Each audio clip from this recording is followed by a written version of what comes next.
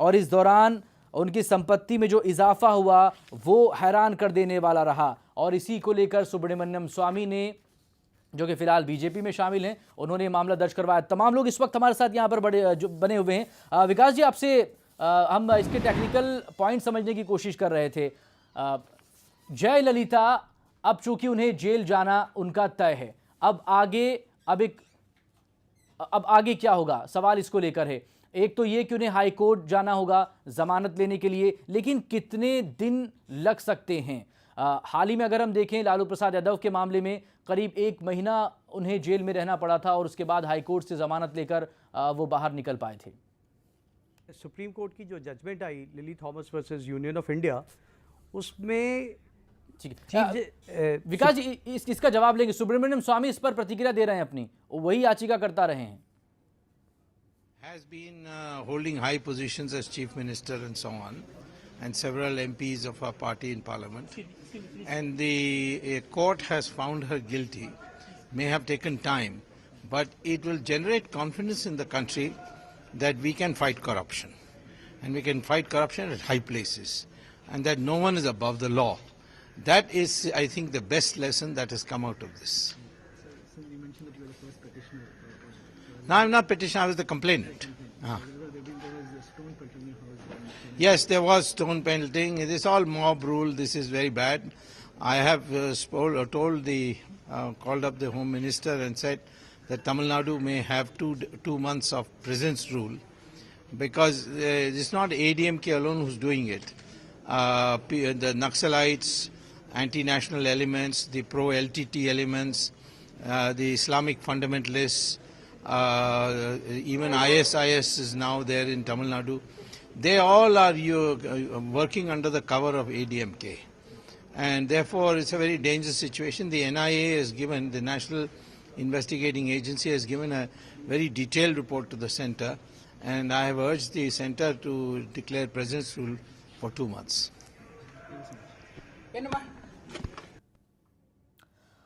Subramaniam Swamy BJP के नेता हैं और वो इसमें शिकायत करता थे। उन्होंने ही चेन्नई की एक अदालत में शिकायत की थी इस मामले को लेकर 1996 में, कि जब 1991 में उन्होंने अपनी संपत्ति घोषित की थी अपने हलफनामे में, तब 2 करोड़ थी। जब 5 साल मुख्यमंत्री रही तब ये संपत्ति 66 करोड़ कैसे हो गई, वो भी तब जब वो तनख्वाह के रूप में महज 1 रुपया ले रहे थे। Ajay Jha, news express reporter, हमारे साथ यहां पर जुड़े हुए हैं विजय चौक से, उनसे भी हम बात करेंगे। लेकिन फिलहाल जवाब विकास जी चाहते हैं कि आप पूरा कर दें जो एक सवाल आपसे किया गया था उस पर। माफ़ी चाहूँगा, आपको उस वक्त रोकना पड़ा था। ठीक है। देखिए कि उस जजमेंट के हिसाब से जिस वक्त भी उन्हें कन्विक्शन हो रही है तो she ceases to be a MLA from right now. और प्रेसिडेंट रूल की अभी इतनी शायद आवश्यकता नहीं है, क्योंकि AIDMK की बहुमत है उनका असेंबली में और एक भारी बहुमत है। और इस समय अगर एक नया मुख्यमंत्री वहाँ आता है और प्रशासन को और स्टेट की लॉ एंड ऑर्डर को संभाल के रखना, इस समय इस पार्टी का, इस शासक का और बड़ा दायित्व हो जाता है, जहाँ पे वो कहते हैं कि हमें कानून, हम मानते हैं, हम कानून की इज्जत करते हैं। और अगर आज एक फैसला कानून का उनके विपरीत आया है तो आज पूरे स्टेट में आगजनी या भड़कम मचाना भी आज उनका और बड़ा दायित्व बनता है कि उन्हें उसको संभाल के रखना चाहिए। एक नया मुख्यमंत्री आए और फिर आप अपनी कानूनी प्रक्रिया इसको हाईकोर्ट लेके जाइए और देखिए कि आप अगर बरी हो सकते हैं या नहीं। ठीक है अजय झा, राजनीतिक असर इसका किस तरह से आप देखते हैं? AIADMK की जो इस वक्त फैसला आया है इसका जयललिता को लेकर, देखिए निश्चित रूप से राजनीतिक दृष्टि से अगर इसको देखें तो एक बहुत बड़ा पॉलिटिकल सेटबैक है और तमिलनाडु की राजनीति में एक बहुत बड़ा पॉलिटिकल क्राइसिस है कि एक निवर्तमान मुख्यमंत्री करप्शन के चार्ज में जेल जा रहा है, उसको उसकी सदस्यता जा रही है। और अब इसको इसमें जो टेक्निकलिटी है, जो कॉन्स्टिट्यूशनल क्या बाइंडिंग है कि एक मुख्यमंत्री के जेल जाने के बाद क्या वो वहीं से जेल में रहते हुए, क्योंकि ये जो अब आगे की प्रक्रिया है, क्योंकि 4 साल की सज़ा हो गई है, इसलिए निश्चित रूप से जैसे हमारे एक्सपर्ट बता रहे थे कि वो हाई कोर्ट में अपील करेंगी और उसमें संभवतः समय लग सकता है और 4 साल की सजा होने के साथ ही उनकी सदस्यता रद्द हो जाती है। ऐसी स्थिति में जयललिता इस्तीफा कर देंगी और उनके इस्तीफे के साथ जो काउंसिल, ये तस्वीरें इस वक्त दर्शकों को हम बता दें, ये तस्वीरें आप देख सकते हैं टीवी, तमाम समर्थक हैं AIADMK के जो इस वक्त सड़कों पर उतरे हुए हैं। पुलिस इन्हें काबू करने की कोशिश कर रही है। ये बेंगलुरु से तस्वीरें आ रही हैं। ये तस्वीरें बेंगलुरु की हैं, क्योंकि वहां पर भी भारी तादाद में जयललिता के समर्थक वहां पर पहुंचे हुए थे। और जैसे ही वहां पर फैसला सुनाया गया सजा को लेकर, प्रदर्शन इनका उग्र हो रहा था। अब तक जो प्रदर्शन नारेबाजी में था वो अब उग्र प्रदर्शन हो गया था, और यही वजह है कि पुलिस को इन पर लाठीचार्ज करना पड़ा, इनको खदेड़ने के लिए। वहां से बहुत से समर्थक, बहुत से कार्यकर्ता AIADMK के, उन्हें बस में बैठाकर वहां से हटाया भी गया, उन्हें हिरासत में भी लिया गया, और बाकी लोगों को काबू में करती हुई पुलिस इस वक्त आप देख सकते हैं। ये तस्वीरें बेंगलुरु से हैं। विशेष अदालत से इस वक्त फैसला आ चुका है। तमिलनाडु की मुख्यमंत्री जयललिता पर 4 साल की सजा उन्हें सुनाई गई है, और साथ ही 100 करोड़ रुपए का जुर्माना उन पर लगाया गया है। कोर्ट परिसर के बाहर की तस्वीरें, जहां पर AIADMK के जो समर्थक हैं, जयललिता के समर्थक, उनकी पार्टी के कार्यकर्ता वहां पर पहुंचे हुए हैं, और सजा का ऐलान होने के बाद ये अब बढ़ते हुए कोर्ट परिसर की तरफ।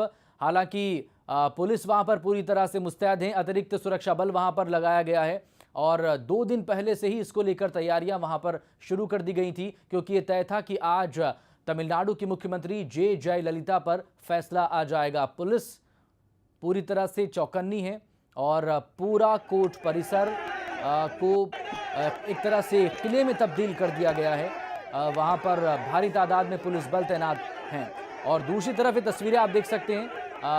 प्रदर्शन लगातार पहले ही हो रहा था, जब से सजा के ऐलान होने को लेकर खबर आई थी, उसी के बाद से ये प्रदर्शन हो रहा था। अनिल सिन्हा जी इस वक्त हमारे साथ जुड़े हुए, वरिष्ठ पत्रकार। अनिल सिन्हा जी, अगर जब भी हम साउथ की राजनीति को बात करते हैं, इतने ज़्यादा इमोशन हो जाते हैं, लोग इमोशनल हो जाते हैं, सेंटिमेंट्स बहुत ज़्यादा चरम पर होते हैं, बहुत जल्द हर्ट भी होते हैं जब किसी नेता को लेकर कोई फैसला आता है या फिर उसके साथ कोई अनहोनी हो जाती है। ये जो राजनीति है साउथ की, ऐसे में अब जब जयललिता को ये सज़ा हुई है, आप कैसे देखते हैं, कैसे काबू में आएंगे ये लोग? और एक बड़ी चुनौती नहीं होगी क्या, चाहे वो कर्नाटक की सरकार हो या फिर तमिलनाडु की सरकार हो, उनके सामने इन्हें काबू में करना? बहुत ही मुश्किल है ये कि वहाँ तो ये इतना पर्सनैलिटी कल्ट है, और लोग इमोशनली जुड़ जाते हैं लोगों से, मतलब नेता से। वो कल्ट अभी इतना लंबे समय का पुराना है कि इसको कंट्रोल करना, एक तो अभी जो सही कहा विकास गुप्ता जी ने कि एक बहुत बड़ी चुनौती होगी वहाँ की सरकार के लिए, और दूसरा और है ये कि जो वैक्यूम क्रिएट होने वाला है, वो जो 4 साल अंदर रहेंगी, इससे एक पॉलिटिकल वैक्यूम यहाँ होने वाला है, क्योंकि उन्होंने कोई एक जो नई दूसरी पीढ़ी होती है पार्टी में, वो उन्होंने उसको तैयार नहीं किया, मतलब उसको किसी के हाथ में कोई सेकेंड रैंकिंग लीडर जिसको आप बोलते हैं कि वो दूसरा आदमी वो कमान संभाल लेगा, और इनके साथ वैसा इनहेरिटेंस का भी कोई मामला नहीं है। तो इस मामले में इनको मतलब AIADMK एक सच में एक बिग पॉलिटिकल क्राइसिस में है, एज ए लीडर और एज ए रूलिंग पार्टी, और 2016 में उसको चुनाव का सामना करना है।